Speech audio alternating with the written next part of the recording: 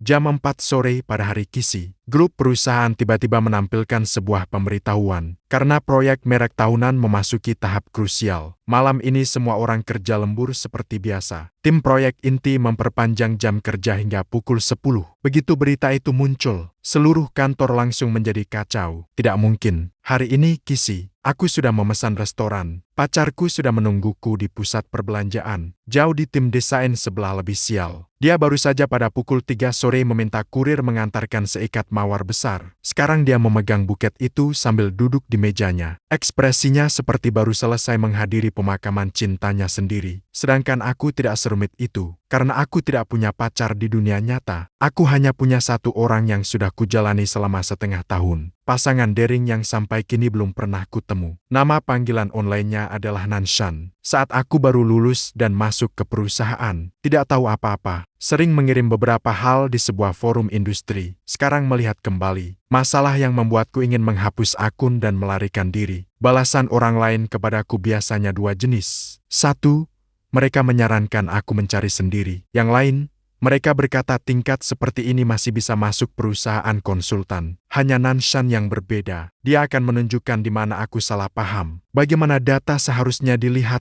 Mengapa logika rencana tidak berlaku? Dituliskan satu persatu. Kemudian kami menambahkan masing-masing di WeChat. Awalnya kami membicarakan pekerjaan. Lalu kami membicarakan film. Membicarakan keluarga. Membicarakan masa kecil. Kemudian setiap malam sebelum tidur, jika aku tidak mengucapkan beberapa kata kepadanya, aku merasa seolah ada sesuatu yang belum kulakukan. 3 bulan yang lalu, aku minum bersama teman sekamar kuliah. 2 kaleng bir masuk ke perutku. Pikiran menjadi panas. Aku mengirim satu pesan ke Nanshan. Bagaimana kalau kita bicara? Dia tidak membalas selama 10 menit. Aku hampir sadar dari mabuk. Lalu ponsel bergetar. Bicara apa? Aku menggigit gigi dan memutuskan untuk jatuh cinta. Kali ini dia menunggu tepat 15 menit. Bisa begitu saja. Hubungan asmara resmi pertamaku dalam hidup dimulai dengan cara yang sangat tidak formal. Awalnya kami sudah janji akan bertemu pertama kali pada hari Kisi tahun ini. Tapi perusahaan mengeluarkan pemberitahuan lembur. Langsung menekan cinta yang baru tumbuh kembali ke meja kerja. Aku segera mengirim pesan ke Nanshan. Maaf, sayang, tidak bisa bertemu malam ini. Para kapitalis tidak manusiawi. Dia membalas dengan cepat. Tidak apa-apa, pekerjaan penting. Aku menatap kata-kata itu, terharu sampai hampir menangis di tempat. Lihat apa artinya pengertian yang baik. Apa artinya stabil secara emosional. Apa artinya cocok untuk menikah. Aku terus mengeluarkan semangat. Sayang, jangan khawatir. Nanti, tunggu aku sampai naik ke manajemen. Hal pertama yang akan kulakukan adalah menghapus kebijakan lembur pada hari Kisi. Dia membalas dengan tanda tanya. Semakin aku bicara, semakin semangat. Terutama bos kami, Jieng Wantang, 29 tahun. Sepanjang hari cuma proyek dan rapat. Tidak berpacaran saja sudah cukup. Bahkan tidak mengizinkan orang lain berpacaran. Orang seperti ini, kalau nanti punya pasangan, aku doakan dia selalu cemburu setiap hari. Tidur tidak nyenyak setiap malam. Pacar mengirim pesan penyelamatan dalam 10 menit. Dia sebaiknya menulisnya langsung di tempat. Tinjauan kembali dan rencana perbaikan tentang perilaku membaca tapi tidak membalas. Nanshan tidak membalas setengah hari. Aku pikir dia sedang sibuk. Jam-jam 21:20 malam. Proyek akhirnya selesai. Aku lapar sampai perut menempel di punggung. Turun ke lantai bawah bersama rekan kerja. Di pintu keluar parkir bawah tanah perusahaan ada gerobak yang jual mie dingin panggang. Aku menyuruh rekan kerja duluan pergi. Aku berdiri di pinggir jalan, menunggu bos menambah 1 gerobak telur untukku. Di sebelahnya terparkir mobil Maybach hitam. Kaca mobilnya berlapis film yang tebal. Aku sama sekali tidak bisa melihat ke dalamnya. Jadi aku sambil makan, sambil terus melanjutkan pelepasan emosi yang belum selesai hari ini. Hari Kisi membuat semua orang lembur. Siapa sebenarnya yang menyetujui pemberitahuan tidak etis seperti ini? Rekan kerja di sebelah sudah naik taksi dan pergi. Paruh kedua benar-benar menjadi monolog satu orang saja. Apakah Jieng Wantan diperlakukan semena-menanya oleh seluruh perusahaan dan orang lain? Aku menggigit sepotong mie dingin panggang. Aku bilang, orang yang kerja begini pasti susah urus urusan cinta di masa depan. Pacar mencoba menyelamatkan hubungan lewat WeChat dalam 10 menit. Dia bisa pakai Excel untuk membuat analisis alasan keterlambatan. Terlambat 5 menit dari kencan. Dia mungkin langsung mengaktifkan rencana kontingensi. Ngomong-ngomong, aku sendiri malah tertawa. Tepatnya, jendela mobil Maybach itu berada di sebelah. Aku dengan cepat mengambil tusuk bambu dan menunjuk ke teman. Kamu bilang, analisisku benar atau tidak? Jendela mobil perlahan turun. Senyumku perlahan mengeras di wajah. Muncul dulu sisi wajah yang pucat dingin. Lalu ada sepasang mata yang pernah kulihat berkali-kali di keenam promosi grup pada rapat strategi tahunan. Jieng Wantan, bosku, penanggung jawab sebenarnya di perusahaan kami. Saat ini, dia sedang duduk di kursi belakang mobil, dengan kemeja hitam seluruhnya. Di atas lututnya ada laptop, di sampingnya ada setumpuk berkas proyek. Di dalam gerbong yang setengah terang setengah gelap, dia menatapku dengan tenang. Pikiran saya berdengung. Ketika seseorang berada dalam keadaan sangat tegang, akan menghasilkan reaksi naluriah. Misalnya,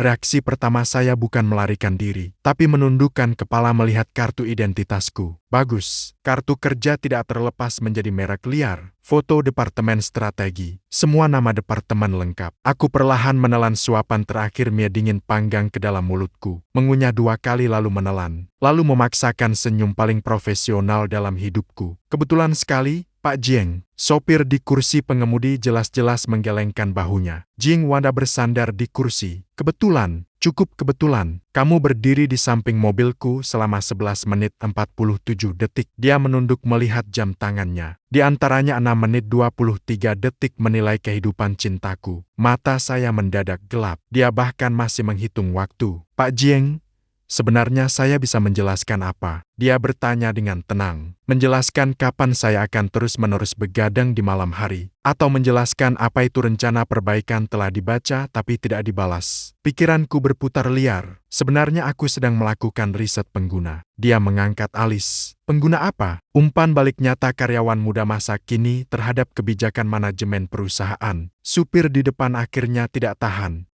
Aku menatapnya dengan tajam. Bro, aku hampir mati. Bisakah kamu menghormati spesies yang terancam punah? Jieng Wantang, lihat aku beberapa detik. Ternyata tidak marah. Departemen mana? Aku menunjuk bajuku. Nama departemen strategi merek. Aku lagi menunjuk bajuku. Dia tetap tidak berubah ekspresi. Berhasil naik mobil. Aku kaget. Sambil jalan, aku melihatnya. Lalu melihat lagi tusuk bambu di tanganku yang masih berlumuran saus. Pak Jieng, saya naik mobil Anda sepertinya tidak pantas ya. Kamu berdiri di samping mobil saya, memarahi saya selama 11 menit. Itu sudah cukup. Aku langsung membuka pintu mobil. Tiba-tiba terasa sangat pas. Saat aku masuk ke kursi belakang Maybach, seluruh tubuhku terasa seperti dibawa ke eksekusi. Di dalam mobil ada aroma kayu yang sangat ringan. Harumnya, Jieng Wantan terus menunduk membaca dokumen. Aku duduk dengan tegak lurus. Kedua tanganku letakkan di atas lutut, tidak berani menggerakkan sedikit pun. Aku benar-benar tidak tahan lagi. Aku diam-diam mengeluarkan ponsel dan mengirim pesan ke Nanshan. Sayang, aku sudah dalam kesulitan. Aku baru saja memarahi bos di tempat parkir. Dia sendiri berada di dalam mobil, mendengarkan semuanya tanpa terlewat, mendengarkan semuanya sampai selesai. Pesan baru saja terkirim. Ponsel di sebelah Jieng Wantan bergetar. Aku tidak memperhatikannya. Lanjutkan. Kamu pikir besok dia akan langsung mengoptimalku? Ponselnya bergetar lagi. Aku perlahan menghentikan gerakanku. Kenapa ini begitu licik? Aku mengangkat kepala. Jieng Wantan sedang melihat ponsel. Lalu perlahan mengangkat matanya, tepat bertemu dengan pandanganku. Entah kenapa aku tiba-tiba merasa tidak yakin. Dia bertanya, ada urusan apa? Aku cepat-cepat memutar ponsel untuk mengobrol dengan pacar. Jari-jarinya terhenti sejenak. Kamu memang punya pacar? Ya, tidak di kantor, bukan hubungan jarak jauh, juga tidak begitu. Dia terkejut karena belum pernah melihatku. Bagaimana Jieng tahu dia menarik kembali pandangannya? Kupikir dia menebak aku akan segera datang. Aku sudah setengah tahun menjalani hubungan daring secara intens. Orangnya sangat baik, pintar, lembut, dan mengerti aku. Yang terpenting adalah, dia tidak pernah seperti orang-orang tertentu. Hari Kisi bahkan memaksa karyawan lembur. Udara tenang, supir mulai menahan tawa lagi. Aku baru menyadari, sangat ingin menampar diriku sendiri. Bagaimana bisa berkeliling satu putaran lalu kembali lagi? Jieng Wantan tidak bereaksi, hanya bertanya, aku sangat menyukainya. Tentu saja pernah memikirkan pernikahan jika pertemuan cocok. Aku tersenyum. Mungkin dia memutar kepala melihat keluar jendela mobil. Setengah hari tidak berbicara. Mobil berhenti di depan gerbang kompleksku. Aku baru saja bersiap melarikan diri. Suara dia terdengar dari belakangku. Cheng juga akan datang ke kantorku besok jam 3 sore. Hatiku berdebar, ternyata penyesalan datang meski terlambat. Namun pada siang hari berikutnya, barulah Nanshan membalas. Semalam tidur lebih awal. Bosmu seharusnya tidak akan memecat karyawan hanya karena beberapa keluhan. Aku mengetik dengan cepat. Kamu tidak mengenalnya. Jiang Wantang, wanita ini kejam dan licik. Dia memintaku ke kantor jam 3 sore ini. Mengundurkan diri. Paket besar sudah dalam perjalanan. Setelah dipikirkan, aku menambahkan satu kalimat lagi. Tapi dia tidak mempersulitku secara langsung semalam. Aku memikirkannya dengan saksama. Orang itu tampaknya tidak seburuk yang dibicarakan. Nanshan kembali. Jadi, menurutmu dia sebenarnya baik atau tidak? Aku akan memikirkannya dulu. Kemampuan kerjanya memang hebat. Dia juga memang tampan. Tapi menjadi pacar tentu tidak mungkin. Orang di seberang sudah lama tidak membalas. Aku merasakan suasana tidak tepat. Istriku cemburu. Nanshan tidak. Aku tertawa. Wanita itu keras kepala. Pukul jam 14:50 sore. Aku berdiri di depan pintu kantor presiden. Tak berani masuk. Saat itu, pintu lift terbuka. Seorang pria tinggi membawa seikat mawar putih keluar. Aku kenal mitra saluran terbesar perusahaan He Jingzhou. Pengagum terbuka anak kedua ketua dewan, Jiang Wanta. Katanya sudah mengejarnya selama 2 tahun. Bunga telah dikirimkan sebagai hadiah tak terhitung. Banyak yang dikembalikan, namun tetap tak kenal menyerah. Mataku langsung bersinar. Penyelamat. Aku membuka pintu kantor. Kata-kata Jiang belum selesai. He Jingzhou sudah melampaui aku dan masuk. Wanta, kemarin hari kisi. Kamu tidak ada waktu. Hari ini pasti tidak menguntungkan aku. Aku langsung mundur. Kalian berdua ngobrol santai. Aku tidak mengganggu. Cheng juga memanggil Wanta menghentikanku. Aku pura-pura tidak mendengar. Berbalik dan pergi. Saat pintu tertutup, aku merasa lega. Sempurna. He Jingzhou menutupi tembakanku. Bos tidak punya waktu untuk mengurusku. Hasilnya kurang dari 5 menit. Pintu kantor terbuka lagi. He Jingzhou keluar sambil membawa bunga yang masih utuh. Wajahnya gelap menakutkan. Penolakan ini begitu efisien.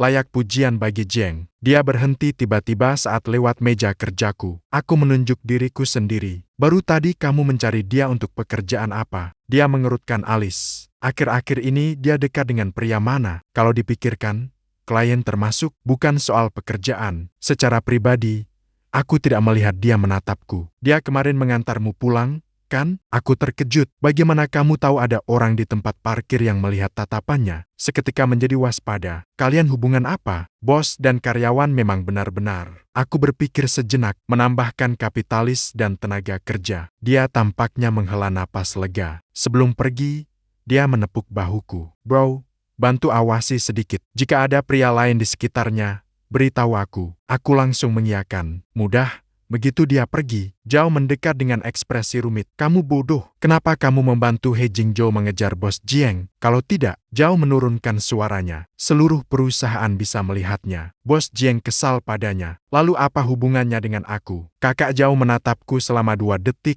Lalu berkata ada saatnya kamu menangis. Kenapa aku harus menangis? Aku akhirnya tidak berhasil menghindarinya. Jam 3:30. Asisten X-1 datang langsung menangkapku. X-1 Jiang memerintahkanmu masuk. Aku berdiri seperti kehilangan arah. Setelah masuk ke kantor, Jiang Wanta sedang memeriksa dokumen. Dia tidak mengangkat kepala, tetap duduk. Aku duduk dengan tegak. Masalah X-1 Jiang kemarin bukan kemarin. Dia mengirimkan sebuah proposal, strategi pemasaran yang kamu serahkan minggu lalu. Aku terkejut, ada masalah. Idenya bagus. Aku terkejut, dia memujiku, dan kalimat berikutnya langsung muncul. Detail pelaksanaannya terlalu lemah. Anggaran yang dipelajari juga terlalu konservatif. Harus dikerjakan ulang. Berikan padaku besok sore. Aku mengangguk setuju. Hanya ini, aku menunggu lama. Dia tidak mengatakan hal lain. Aku tak tahan untuk bertanya. Masih ada lagi? Pak Jiang, dia mengangkat matanya. Kamu sangat berharap ada, tapi tidak berharap. Aku langsung berdiri, berjalan ke pintu. Dia tiba-tiba memanggilku Cheng Ye. Tubuhku kaku. Kata-kata kemarin muncul kembali. Aku berbalik. Dia bersandar pada sandaran kursi. Perusahaan tidak akan memecat karena karyawan mengeluh lembur setelah jam kerja. Aku menghela napas lega. Tapi hatiku kembali terangkat.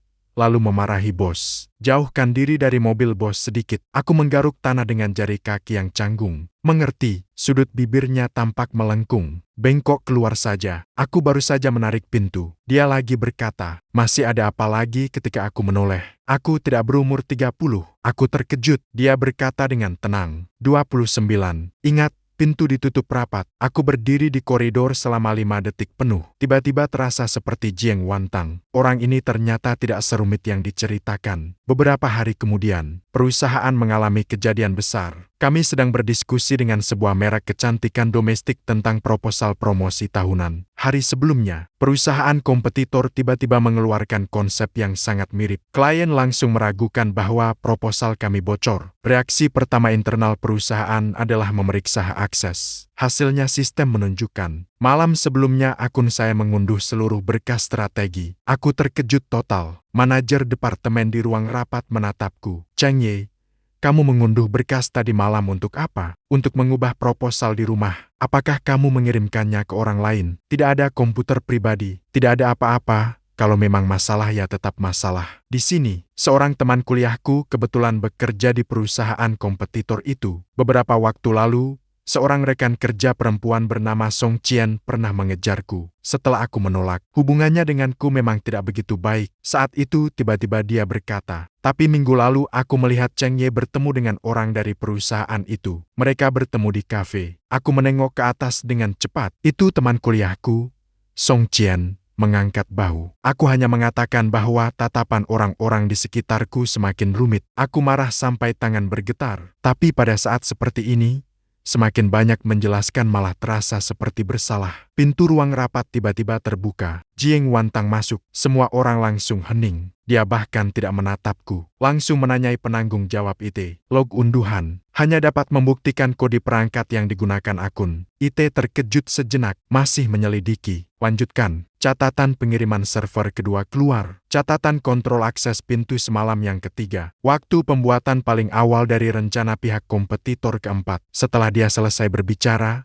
bukti-bukti muncul untuk semua orang. Sebelumnya, tidak ada yang berani menilai. Song Qian tampak tidak enak. Tapi Jiang Wantang menatapnya. Kamu punya bukti langsung. Tidak ada bukti. Jadi jangan menggantikan fakta dengan spekulasi pribadi. Aku duduk di sana. Untuk pertama kalinya, aku merasa wanita ini memang dingin. Entah kenapa, membuat orang merasa tenang. 2 jam kemudian, kebenaran terungkap. Seseorang pernah masuk ke akunku menggunakan komputer bersama di ruang rapat, dan komputer itu pernah dikendalikan secara remote oleh vendor outsourcing. Mengikuti jejak, akhirnya terungkap bahwa manajer proyek outsourcing mengambil keuntungan dari perusahaan kompetitor, menyalin rencana kami keluar. Tidak ada hubungannya dengan aku. Aku sepenuhnya membersihkan semua kecurigaan. Song Qian karena di grup kerja dan secara pribadi membahas film. Aku mendapat peringatan resmi karena kebocoran informasi. Kemudian aku mengajukan perpindahan ke proyek lain. Pada hari itu setelah jam kerja selesai, aku ragu lama, mengetuk pintu kantor presiden. Pak Jiang mengucapkan terima kasih padanya. Kenapa mengangkat kepala untuk berterima kasih? Jika hari ini bukan karena kamu, dia langsung memotong saya. Bukan membantu kamu, hanya menindak berdasarkan bukti. Saya tertawa. Itu juga terima kasih kepadanya. Melihat saya sejenak setelah itu. Setelah selesai menggunakan komputer,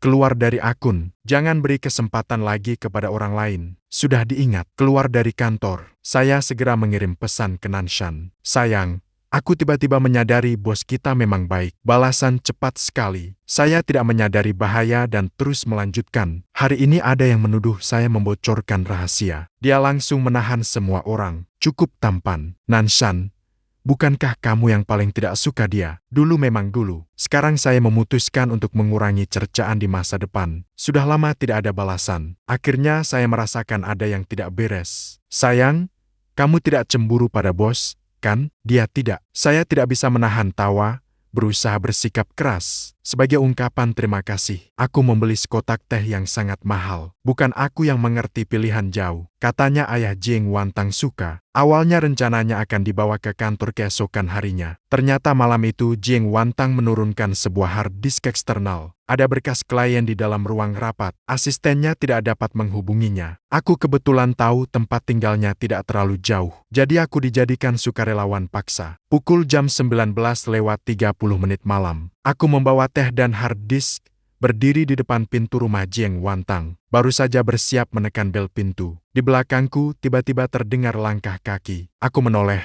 Seorang pria dengan topi bebek dan masker juga keluar dari lift. berdiri di sudut koridor, terus menatap ke arah sini. Hatiku terasa kencang. Hari ini ketika aku keluar dari stasiun subway, sepertinya aku pernah melihat orang ini sebelumnya. Tidak mungkin itu dikirim oleh He Jingzhou untuk mengawasi, kan? Semakin kupikir, semakin terasa. Mungkin pintunya kebetulan terbuka. Jiang Wantang berdiri di dalam dengan sweater rajut abu-abu. Aku jadi gegabah, langsung melangkah maju. Langkah demi langkah, aku memeluknya erat-erat. Aku kembali. Jiang Wantang, seluruh tubuhnya jelas kaku. Dia menunduk melihatku. Kamu panggil aku apa? Aku menurunkan suara untuk menyesuaikan. Ada orang di belakangnya mengikutinya. Pandangan melintasi bahuku, melihat sekilas ke koridor, kemudian mengangkat tangan dengan sangat alami menahan pinggangku. Aktingnya terlalu mahir. Ya, orang di sudut memang mengintip 2 kali, lalu berbalik masuk ke lift. Aku menghela napas lega, baru saja hendak menjelaskan. Suara perempuan yang mengejutkan tiba-tiba terdengar dari ruang tamu. Kakak, kapan kamu mulai punya pacar? Aku langsung membeku, pelan-pelan memutar kepala. Di sofa ruang tamu duduk 2 wanita. Seorang nenek berusia lebih dari 60 tahun. Seorang gadis muda berusia awal 20-an. Mata gadis itu bersinar menakutkan. Halo, kakak ipar. Aduh. Selesai, lebih menakutkan daripada diikuti. Jiang Wantang bersandar di pintu masuk sambil memeluk lengannya. Ekspresinya malah terlihat seperti menonton drama. Masuklah, kulit kepalaku terasa geli. Tidak perlu, barangnya sudah sampai. Aku langsung bergegas ke arah gadis itu. Kakak ipar, jangan sungkan. Namaku Jiang He. Jiang Wantan, adik perempuan kandung. Dia menatapku sekilas, tersenyum sangat cerah. Aslinya lebih tampan daripada foto. Aku tiba-tiba berhenti. Foto apa? Ekspresi Jiang He menjadi kaku. Jiang Wantan membuka mulut dengan tenang. Foto acara tahunan perusahaan. Jiang He segera mengangguk mengenai foto acara tahunan. Kedua saudari ini jelas ada yang aneh. Nenek itu adalah nenek Jiang Wantan, telinganya agak lemah. Begitu melihatku duduk, dia langsung memegangku dan menanyakan berapa umur pemuda itu. 27. Bagaimana pekerjaanmu? Lumayan. Apakah kamu punya pasangan? Aku terkejut sejenak. Ada Jiang He, langsung tercekik. Jiang Wantan. Gelas air di tangannya juga berhenti. Nenek tampak sedikit kecewa. Setelah itu, aku cepat menjelaskan, tapi belum pernah bertemu Jiang He. Membuka mata lebar, belum pernah mengalami hubungan daring. Aku tersenyum agak malu. Sudah setengah tahun. Orangnya cukup baik. Pandangan Jiang He cepat melayang ke kakaknya. Jiang Wantang. Ekspresinya tenang, cukup baik. Entah kenapa 2 kata ini terdengar dingin. Aku malah merasa ketika keluarga ini tiba-tiba bersiap pergi. Aku melihat sebuah bingkai foto di lemari ruang masuk. 2 tahun lalu perusahaan mengadakan tracking amal. Foto kelompok besar semua karyawan dan relawan. Jiang Wantang berdiri di tengah. Ternyata ada aku di pojok kanan bawah foto. Waktu itu aku baru magang, mengenakan rompi sukarelawan berwarna oranye, membawa 2 kotak air mineral di bahu. Hanya setengah wajah masuk dalam foto. Aku tertawa, di sini masih ada aku. Jiang He mengintip. Tentu saja, kakak perempuanku Jiang He. Jiang Wantang, suaranya menjadi dingin. Jiang He langsung diam. Aku menyipitkan mata. Kenapa kakakmu?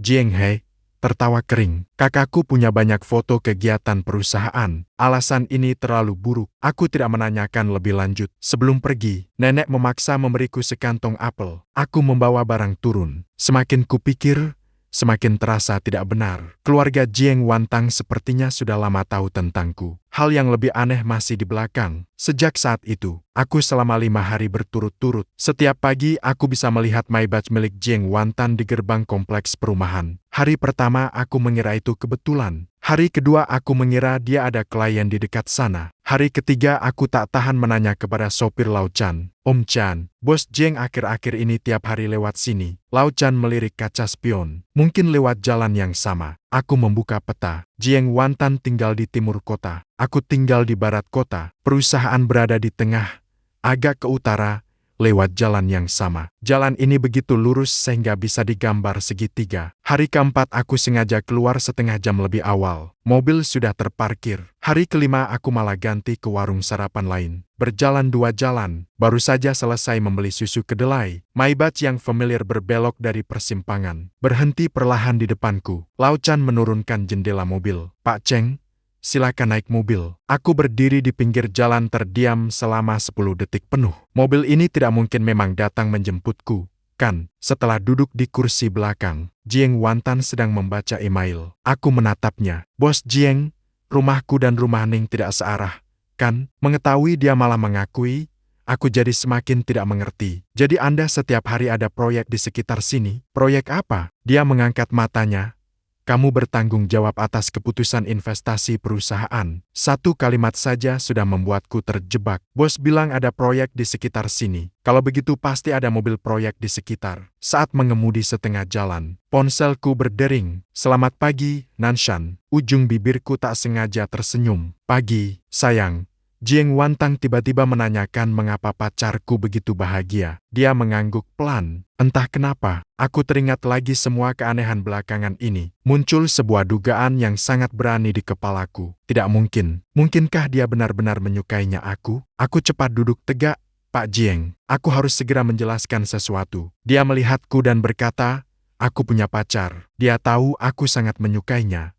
Ya, jadi tidak cocok untuk terlalu dekat dengan cewek lain. Dia menatapku diam beberapa detik. Begitulah, ya, apakah kamu terlalu banyak berpikir? Wajahku langsung memerah. Aku tidak mengatakan bahwa Anda menyukainya aku. Dia mengangkat alis. Aku belum selesai berkata. Aku hampir ingin melompat keluar dari mobil. Mobil baru saja berhenti di depan kantor. Aku membuka pintu dan langsung lari. Lari keluar sekitar beberapa meter. Entah kenapa, aku menoleh lagi sekali. Mercedes Maybach masih terparkir di sana. Jieng Wantan duduk di dalam mobil. Dia menatapku lewat jendela besar. Hatiku tiba-tiba terasa kosong tanpa alasan. Pacarku hampir mengira bahwa bos menyukainya. Di seberang, diam selama setengah menit. Kalau dia memang menyukaimu, aku tidak berpikir, tidak boleh. Kenapa hubungan di kantor terlalu berisiko? Lagi pula aku punya kamu. Aku melanjutkan, meskipun bos cantik, itu tidak ada hubungannya dengan aku. Nanshan lagi dingin seperti ini.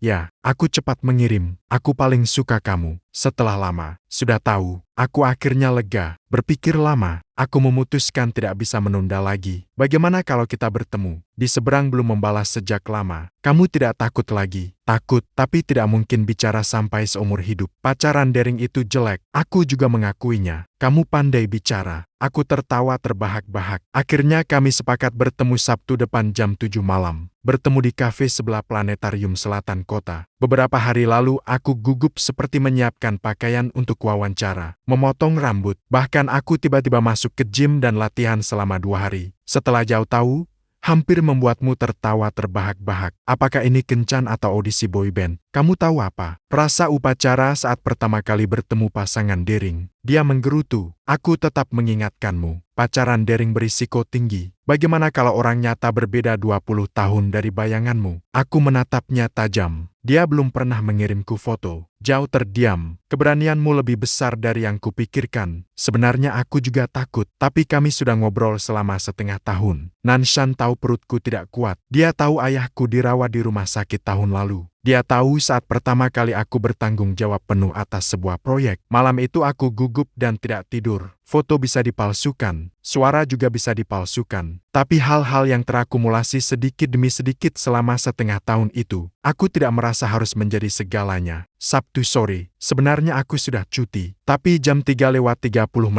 atasan tiba-tiba menelpon. Klien pemilik Hotel Yunjo tiba-tiba datang lebih awal. Bos Jieng memanggil namamu untuk pergi ke sana. Aku merasa putus asa. Aku sedang cuti hari ini. Tahu bahwa kamu adalah penanggung jawab proyek. Datang selama setengah jam. Aku mengirim pesan ke Nanshan. Pekerjaan mendadak mungkin akan selesai agak lambat. Dia cepat membalas. Aku bergegas ke hotel. Awalnya kupikir setengah jam. Ternyata berlarut sampai jam 6:30. Aku terus melihat jam. Jieng Wantang akhirnya menyadari ada sesuatu. Dia sudah janji dengan pacarnya.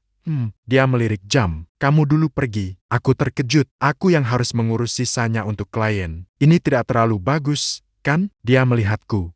Cheng Ye, hari ini kamu sebenarnya cuti. Aku yang memanggilmu secara mendadak. Sudah berdiri, kamu pergi selama 3 jam. Pada saat itu, aku benar-benar terharu. Kupung tas. Bos Jieng, terima kasih. Dia tidak menengok dan cepat pergi. Aku naik taksi sepanjang jalan sampai ke kafe. 7,15. Tidak ada orang di kursi dekat jendela. Aku duduk dan mengirim pesan ke Nanshan. Aku sudah sampai tapi tidak ada balasan. 5 menit, 10 menit, setengah jam. Aku semakin tidak tenang. 7,4. Ponsel akhirnya bergetar. Maaf.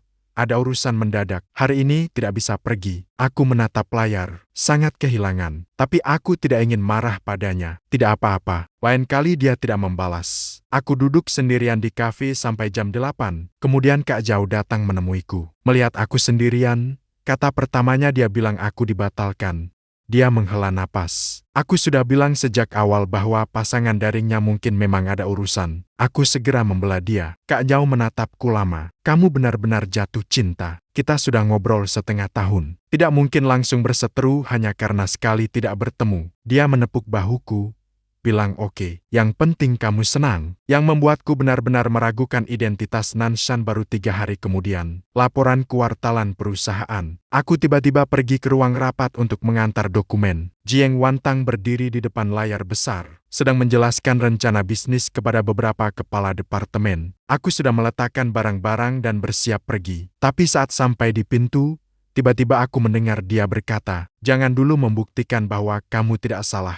Selesaikan masalah dulu." Langkahku terhenti sejenak mendengar kalimat itu. Nanshan pernah memberitahuku lebih dari sekali. Saat proyek pertamaku mengalami masalah, dia menghiburku dengan cara itu. Lalu Jieng Wantang berkata lagi, "Data dapat menjelaskan hasilnya, tapi tidak bisa menggantikan penilaianmu." Berkas di tanganku hampir terjatuh. Itu juga perkataan asli Nanshan. Aku berdiri di pintu. Tiba-tiba muncul gagasan yang sangat konyol di kepalaku. Tidak mungkin. Detik berikutnya aku merasa aku gila. Semua orang pintar di dunia memiliki cara mengekspresikan yang serupa. Tidak mungkin hanya karena 2 kalimat motivasi kantor. Langsung mengira bos adalah pacar daringku. Itu sungguh narsis. Namun, pada malam itu, Nanshan mengirim sebuah foto. Di foto lembur itu ada secangkir kopi, sebuah laptop, dan juga setengah bayangan jendela kaca. Awalnya aku hanya melihat sembarangan. Tiba-tiba aku melihat ada plakat biru yang kabur terpantul di kaca. Sangat mirip dengan ruang diskusi strategi rahasia lantai 20 perusahaan kami. Aku langsung duduk tegak,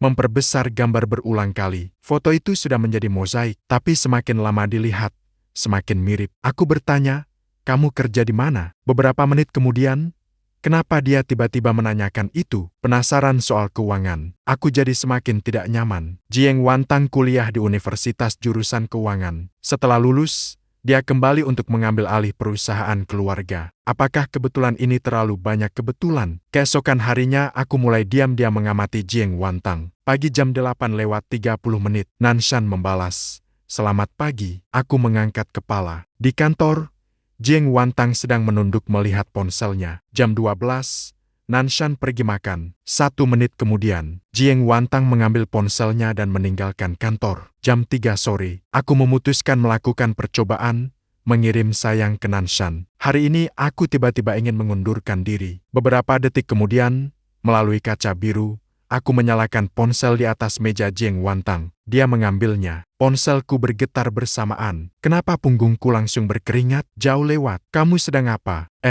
Aku menggigit gigi dan melanjutkan. "Bos terlalu galak." Di dalam kantor kaca, Jieng Wantang perlahan mengangkat kepala. Sejauh beberapa meter, pandangan matanya tepat menatapku. Ponselku bergetar lagi. "Dia memarahi kamu hari ini." Aku benar-benar kaku. Jauh melihatku, lalu mengikuti pandanganku melihat apa yang terjadi pada bos. Suaraku bergetar. "Jauh lama, mungkin aku melakukan sesuatu yang luar biasa. Mungkin aku berhasil menggoda bos. Jauh, aku masih belum yakin. Kalau ternyata hanya kebetulan, besok aku harus mengundurkan diri karena terlalu narsis. Jadi aku memutuskan mencoba sekali lagi." Malam itu, setengah orang di kantor masih lembur. Aku mengirim istri ke Nanshan. Aku menyadari bos kami ternyata cukup menggemaskan. Tidak ada balasan dalam 10 menit. Aku mengangkat kepala. Jieng Wantang sedang melihat dokumen di kantor. Ponsel akhirnya bergetar. Betapa menggemaskannya. Hatiku tiba-tiba berani. Sedikit lebih menggemaskan darimu. Detik berikutnya, di dalam kantor X1, Jieng Wantang perlahan mengangkat kepala. Tatapan menembus kaca, langsung menatapku. Ponsel bergetar lagi. Di layar hanya ada 2 kata, kecanduan. Aku seketika terhenti napasnya. Ini pertama kalinya Nanshan memanggilku dengan nama asli. Berarti sudah terbukti. Setengah 5 menit kemudian, pintu kantor X1 terbuka. Jieng Wantang berdiri di pintu. seluruh area kantor menjadi hening. Aku perlahan berdiri. X ke-1 Jiang masuk, Zhao duduk di samping, menutup mulut dengan erat. Tatapan hanya 2 kata. Keren banget. Pintu kantor tertutup. Aku berdiri di depan meja. Jiang Wantan menatapku. Aku menatap lantai selama 1 menit. Tidak ada yang berkata apa-apa. Akhirnya dia yang duluan berbicara. Kapan kamu menyadarinya? Aku mengangkat kepala.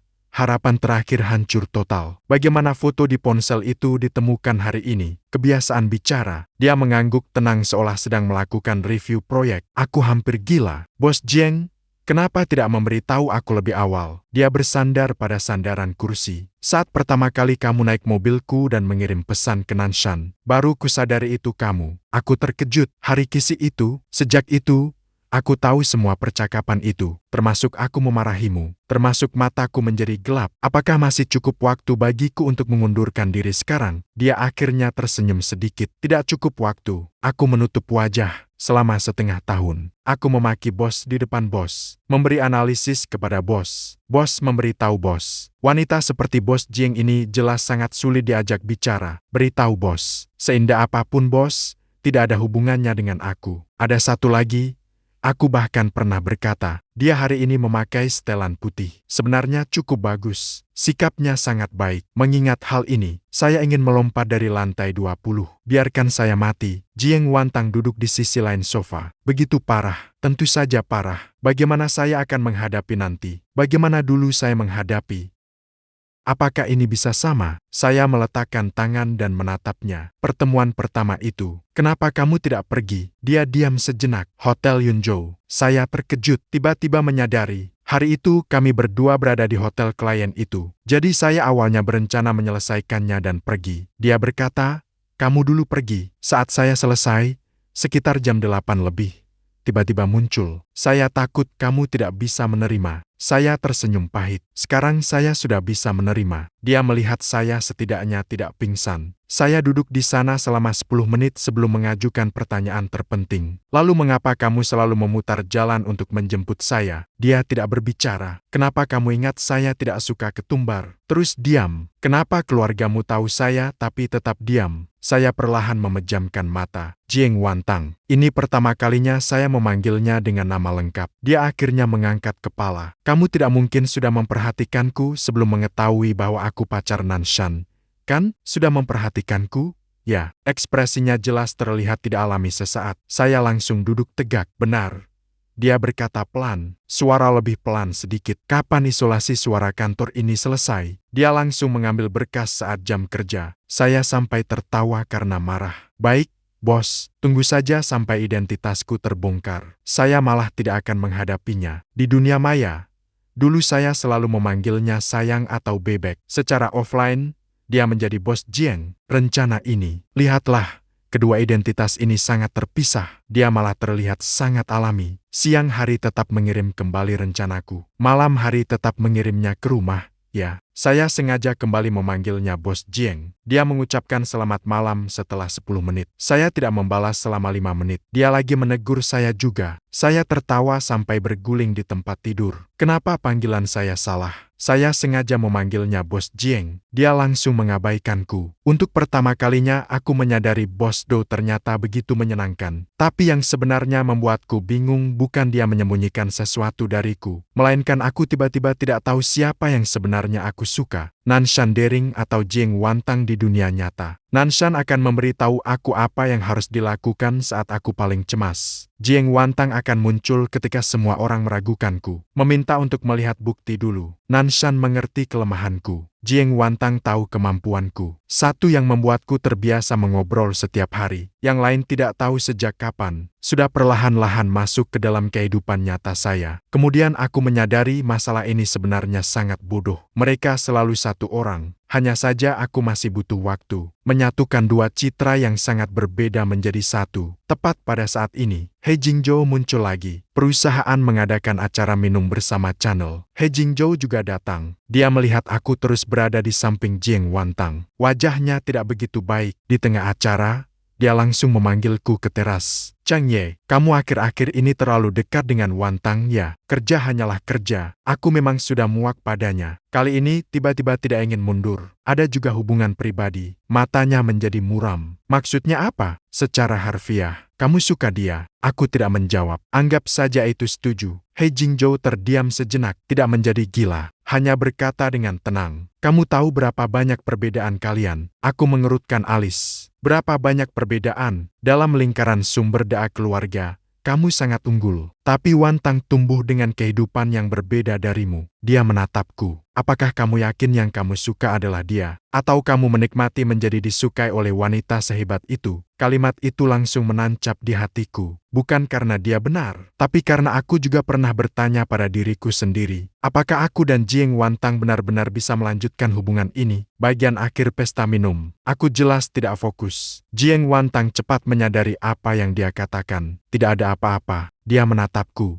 Cheng Ye, kamu tidak cocok berbohong. Aku tidak bisa mengulang kata-kata He Jingzhou persis. Aku pikir dia akan marah. Dia malah hanya bertanya, menurutmu bagaimana? Kamu pikir kita sangat berbeda? Aku diam. Dia berkata dengan tenang. Dalam karier, kamu bisa mengandalkan dirimu sendiri. Dalam keluarga, aku tidak pernah meminta kamu menjadi orang lain. Kalau soal lingkaran sosial, dia melihatku. Aku sedang mencari pacar, bukan mencari target akuisisi. Aku langsung tertawa. Wanita ini bahkan menganggap pacaran seperti mengerjakan proyek. Dia tiba-tiba menjadi serius. Chang Ye, aku memang suka kamu. Tawaku perlahan berhenti. Ini pertama kalinya dia mengatakannya secara jelas di dunia nyata. Bukan karena kamu karyawan. Bukan karena kamu patuh. Bukan juga karena aku butuh seseorang menemaniku mengawasi diriku. Dahulu kala ketika kamu baru magang, perusahaan mengadakan kegiatan tracking amal. Semua orang di depan sedang berfoto. Hanya kamu yang berada di belakang mengangkat air. Aku tiba-tiba teringat foto di foyer rumah Jiang. Dia melanjutkan. Kemudian dalam satu sesi review proyek, seorang manajer melemparkan kesalahan kepada magang. Kamu berdiri dan berkata, bagian itu sudah kamu konfirmasi. Tidak boleh membiarkan pendatang baru menanggungnya sendiri. Aku sudah tidak terlalu ingat, namun dia terus mengingatnya. Saat itu aku mulai memperhatikanmu. Kemudian kamu mencari Nanshan di forum untuk menanyakan pertanyaan. Awalnya aku tidak mengenalinya. Sampai suatu saat kamu memberi contoh dengan proyek nyata perusahaan. Barulah aku mulai curiga. Aku terkejut. Jadi sebelum hari kisi, kamu sudah curiga dengan orang yang kamu pacari daring. Aku yang curiga, belum memastikan. Aku tersenyum pahit. Lalu aku berdiri di samping mobilmu memarahi selama 11 menit. Akhirnya menjadi jelas. Dia akhirnya tersenyum. Bukti cukup. Acara minum malam itu berakhir. Dia mengantarku pulang. Mobilnya parkir di depan gerbang kompleks. Aku tidak langsung turun dari mobil. Dia juga tidak mendesak. Kami duduk lama. Akhirnya aku berkata, Jiang Wantan, kalau sekarang aku masih tidak bisa memberi jawaban segera, bagaimana? Dia diam 2 detik. Tidak memaksa aku. Dia juga tidak menanyakan berapa lama aku butuh. Aku malah terkejut. Kamu tidak takut aku lari? Takut, dia mengakui dengan sangat langsung. Tapi tidak boleh karena takut memaksa kamu untuk setuju sekarang. Saat itu, ada bagian dalam hatiku yang tiba-tiba melunak. Sebelum turun dari mobil, aku menoleh ke Nanshan. Dia sedang. Ini setelah identitasnya terungkap. Ini pertama kalinya aku memanggilnya begitu. Aku mengucapkan selamat malam sambil tersenyum. Matanya perlahan-lahan juga tersenyum sambil mengucapkan selamat malam. Beberapa hari berikutnya, kami benar-benar menjauh. Jiang Wantang tidak lagi meminta Lao-chan menjemputku setiap hari. Tidak ada selamat malam. Tidak ada pengingat sarapan untuk kerja. WeChat hanya membicarakan pekerjaan. Semua tiba-tiba kembali ke hubungan atasan bawahan yang paling normal. Hari pertama, aku merasa cukup baik. Hari kedua, agak tidak terbiasa. Pagi hari ketiga, aku berdiri di depan toko sarapan kompleks. Secara tidak sadar, aku melirik ke pintu masuk. Tidak ada mobil Maybach hitam itu. Aku membeli susu kedelai. Bos bertanya, hari ini tidak menunggu temanmu itu. Aku terkejut. Teman apa yang setiap hari menjemputmu dengan mobil itu? Aku tidak menjawab. Saat berjalan ke stasiun metro, tiba-tiba terasa jalan ini lebih panjang daripada sebelumnya. Siang itu, semangkuk mie di kantin dihidangkan. Di atasnya penuh dengan daun ketumbar. Dulu aku biasanya menghilangkan satu persatu sendiri. Hari itu, Aku menatap daun ketumbar itu lama, tapi yang muncul di kepalaku justru Jiang Wantan. Setiap kali menggeser piring itu, Kak Zhao duduk di seberang dan menatapku selama 1 menit. Kamu sudah putus cinta belum? Keadaanmu ini hampir sama seperti ditolak. Aku tidak membantah. Malam hari pulang ke rumah, aku membuka kotak obrolan dengan Nanshan. Catatan obrolannya begitu banyak sehingga tidak mungkin dibaca sampai habis. Lalu membuka WeChat kerja Jiang Wantan. Ternyata itu orang yang sama. Aku tiba-tiba mengerti. Yang membuatku sakit bukan kehilangan pasangan daring, bukan juga kehilangan bos yang setiap hari menjemputku ke kantor, melainkan dia tiba-tiba kembali ke posisi paling biasa dalam hidupku. Aku tidak bisa menerimanya. Apa yang aku suka tidak pernah hanya Nanshan, bukan juga hanya menyukai Jiang Wantan. Yang aku suka memang dia. Tapi tepat pada saat ini, perusahaan kembali membuka saluran komentar. Setelah pesta minuman, ada orang yang melihat aku dan Jiang Wantan keluar bersama. Selain itu, belakangan ini sumber daya proyekku cukup bagus. Di forum anonim ada orang yang bersikap sinis. Beberapa orang naik jabatan cepat memang ada alasannya. Hubungannya baik dengan bos. Memang menghindari jalan berliku. Kali ini aku tidak menunggu orang lain mengurusnya. Perusahaan bersiap mengajukan penawaran untuk proyek besar. Aku adalah penanggung jawab rencana. Penilaian akhir semula melibatkan Jiang Wantan. Aku secara inisiatif mendekatinya. Jiang berkata, abaikan penilaian akhir saja. Dia mengangkat kepala. Kenapa aku tidak ingin orang lain menyebut proyek ini nanti? Katanya itu kamu yang memberikannya kepadaku. Dia menatapku lama. Kamu yakin-yakin? Jika kalah, aku mengakui bahwa pada akhirnya Jiang Wantan mundur dari penilaian perusahaan. Kami mengundang 2 konsultan eksternal, ditambah 3 manajer internal yang memberi penilaian secara terbuka. 20 hari, mempersiapkan selama 2 jam, presentasi 3 jam dengan sesi tanya jawab. Saat hasil pertama proposal kami diumumkan, Zhao menepuk bahuku. Keren, seluruh tim proyek bersorak. Aku duduk di sana. Untuk pertama kalinya, aku merasa komentar-komentar itu tidak begitu menakutkan. Setidaknya kali ini aku sangat yakin. Hasil ini aku menangkan sendiri. Kembali ke mejaku. Di atas meja ada secangkir kopi. Di bawah cangkir terdapat sebuah catatan kecil. Tulisan selamat terlihat cantik. Aku mengeluarkan ponsel dan langsung menulis 1 kalimat. Setelah 1 menit, dia membalas. Mau mengajakmu makan malam. Aku melihat pesan itu dan tiba-tiba tertawa. Zhao lewat di samping. Dengan ekspresi jijik, akhirnya terasa hidup. Aku menyimpan ponsel. Malam ini ada janji kencan. Aku terdiam sejenak. Mungkin begitu. Ternyata malam itu tidak jadi makan. Karena keluarga Jiang mengadakan jamuan keluarga secara mendadak. Ulang tahun ayah Jiang Wantan. Awalnya aku merasa identitasku sekarang tidak jelas. Tidak cocok untuk pergi. Ternyata ibu Jiang menelpon secara pribadi. Shao Cheng datang makan malam. Aku terkejut. Bibi, aku bersama Wantan. Sekarang aku tahu apa. Kamu dulu datang. Telepon terputus. Aku bingung. Malam itu tiba di rumah Jiang. Begitu masuk pintu, di ruang tamu duduk seorang pria berusia sekitar 30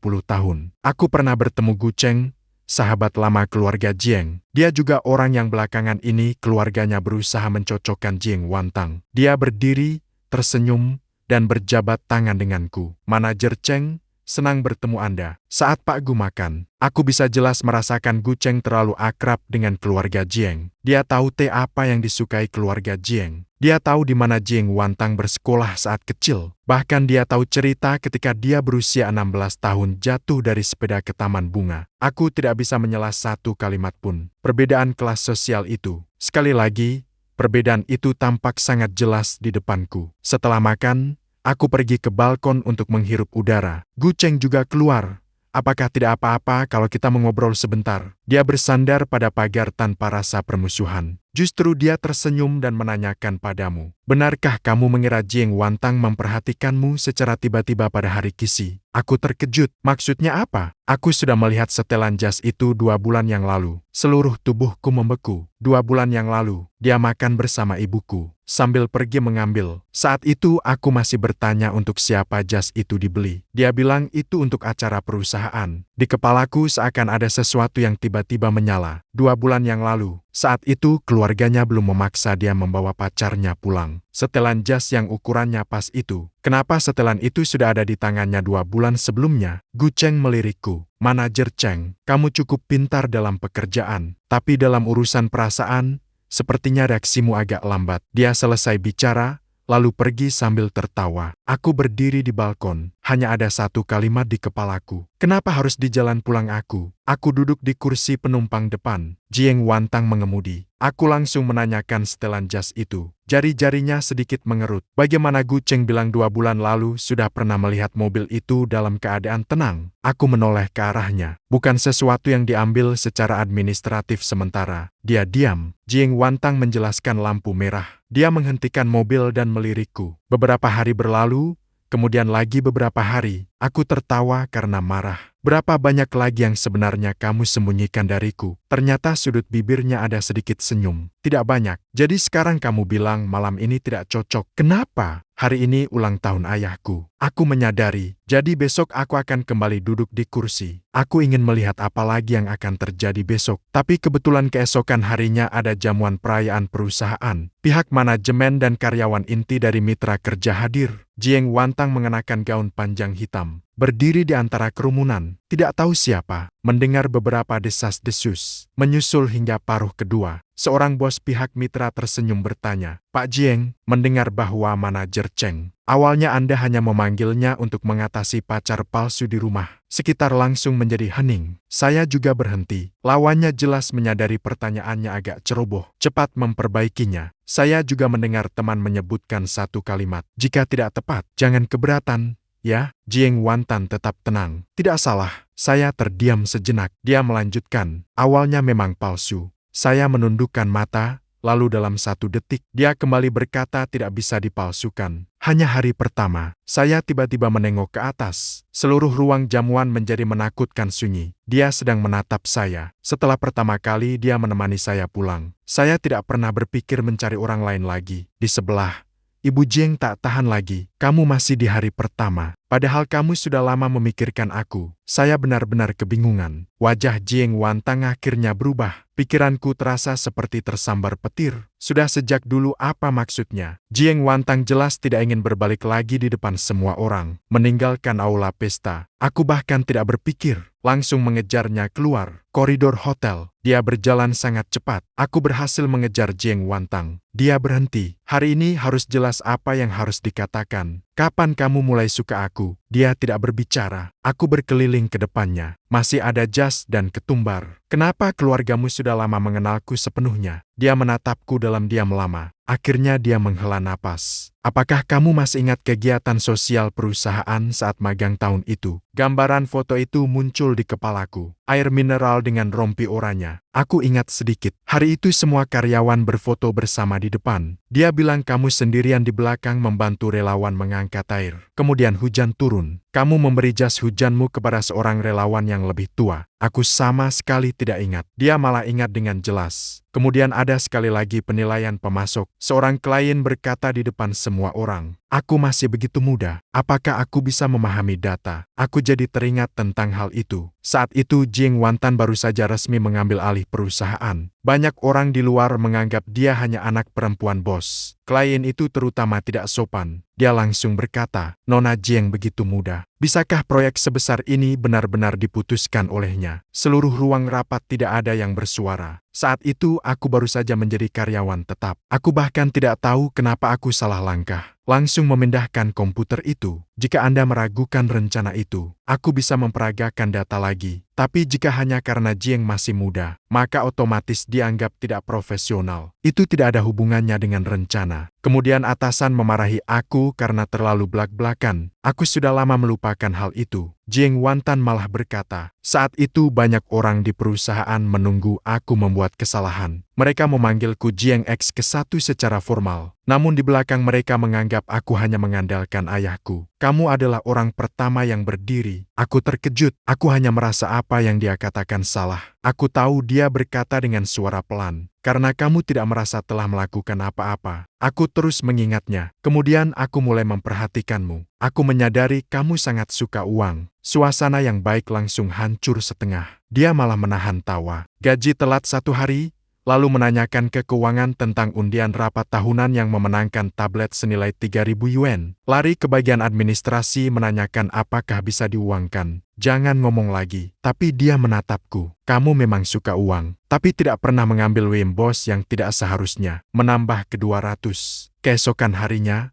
mengembalikannya sendiri. Klien memberi hadiah. Kamu tidak mau proyek mengalami masalah, juga tidak akan menyalahkan orang baru. Dia diam-diam menatapku. Jadi kamu bertanya kenapa begitu banyak orang di perusahaan? Hanya kamu, karena aku sudah lama menyukaimu. Tenggorokanku terasa sesak seketika. Lalu muncul pertanyaan penting di kepalaku. Jadi pada hari kisi itu, kebetulan kamu berada di tempat parkir. Dia mengalihkan pandangannya dari setelan jas itu. Apakah kamu sudah membelinya 2 bulan yang lalu? Sekitar waktu itu, orang tuamu belum memaksa kamu membawa pacar pulang, kan? Dia tidak berkata apa-apa. Aku perlahan tersenyum. Jiang Zong, ini seperti persiapan bahan proyek lebih awal. Wajahnya akhirnya memerah. Keberhasilan juga masih ada. Semakin aku bertanya, semakin bersemangat aku. Aku tidak makan ketumbar. Kapan kamu mengetahuinya? Pada bulan kedua kamu masuk kerja. Makan mie di kantin. Memilih ketumbar selama 5 menit. Aku terkejut. Kamu ingat sampai sejauh ini?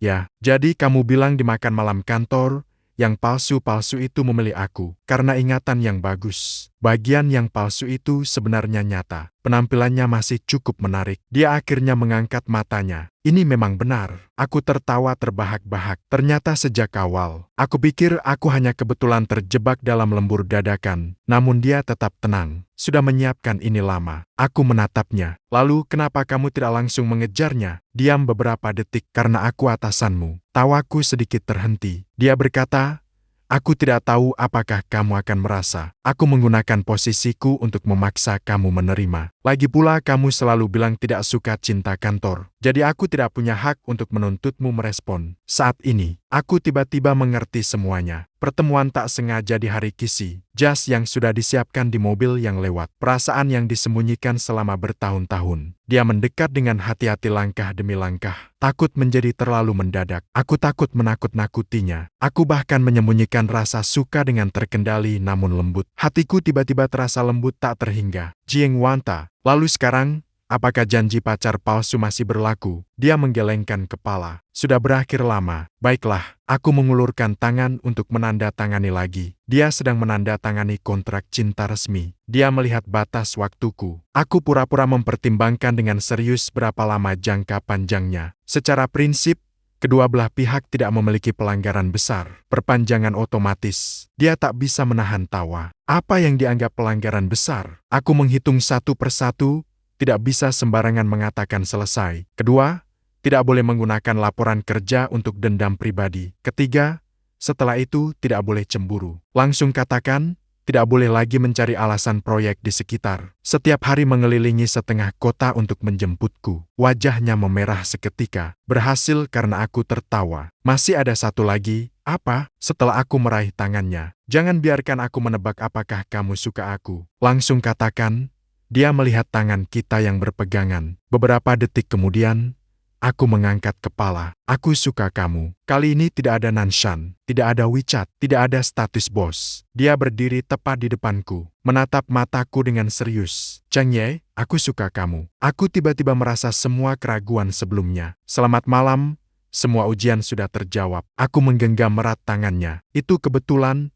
Aku juga suka kamu. Matanya melengkung tersenyum. Aku menambahkan satu kalimat lagi. Nanshan dan Jiang Wantang keduanya menyukainya. Meninggikan alis, hati berkelana. Sendirian pun masih terpaksa dihitung. Aku tersenyum. Kalau begitu, kita resmi bersama. Dia mengangguk setuju. Aku sengaja bertanya.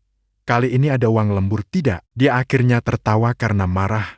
Tidak ada satupun. Kalau begitu selesai, bagaimana kalau aku menggenggam tangannya lebih erat? Tidak ada uang lembur. Aku juga ingin terus lembur. Kita kembali ke aula pesta. Semua orang, lihat ke sini. Jauh, kakak senior, yang pertama bergegas maju. Aku terkejut begitu jelas. Dia melirik. Tangan yang kami pegang hampir kering seperti di padang pasir. Baru saat ini aku menyadari, sepanjang perjalanan kembali, kami sebenarnya tidak melepaskan sama sekali. Jiang Wantang tetap tenang. Bahkan dia malah memegang lebih erat. Wajah jauh penuh kesedihan. Aku sudah bilang, biarkan kamu yang inisiatif. Tapi kamu tetap mengacau selama ini. Aku menepuk bahunya. Nanti kalau naik jabatan, aku traktir kamu makan. Dia langsung waspada. Sialan bos. Pergilah. Aku melirik Jiang Wantang. Andalkan diri sendiri. Dia tersenyum sedikit. Setelah resmi bersama, kami tidak langsung mengumumkannya. Itu karena aku yang bersikeras, bukan karena merasa malu, tapi karena aku tidak ingin orang lain menyebut namaku di kemudian hari. Reaksi pertama adalah pacar bos. Jiang Wantang juga mengerti. Di pekerjaan, dia bahkan lebih ketat padaku daripada sebelumnya. Rencananya tidak berhasil. Tetap saja data yang dikirim kembali salah. Tetap saja ditunjukkan di depan umum. Suatu kali dalam rapat, dia mengembalikan berkas itu. Berhasil karena harus mengulang malam itu. Saya tidak terima. Bos Jiang, semalam kamu tidak bersikap seperti ini. Ruang rapat langsung sunyi. 10 lebih rekan kerja sekaligus mengangkat kepala. Otak saya berdengung. Selesai, Jiang Wantang juga tampak kaku. Lalu dia perlahan mengerutkan mata. Cheng juga keluar. Saya berlari sambil memegang laptop. Di belakang saya, tawa meledak seketika. Saudara Zhao menepuk meja paling keras. Pengumuman sebenarnya terjadi saat acara tahunan perusahaan.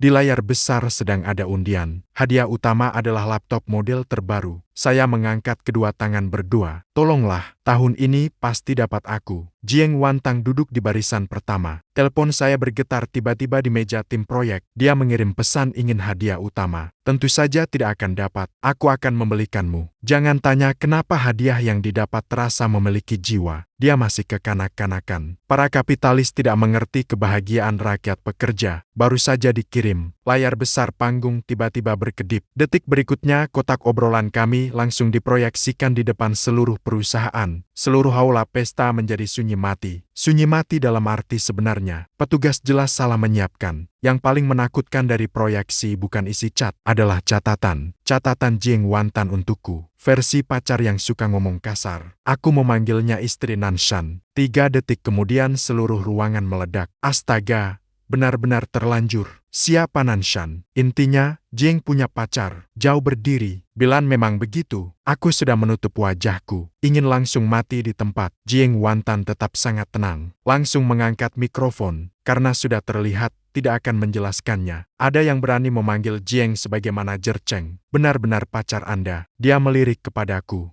Seluruh aula pesta kembali bergelora. Dia terus, namun penilaian proyek dan kinerja semuanya mengikuti aturan. Siapa yang merasa dia tidak kompeten, menang atas dia dalam pekerjaan. Aku mengangkat kepala.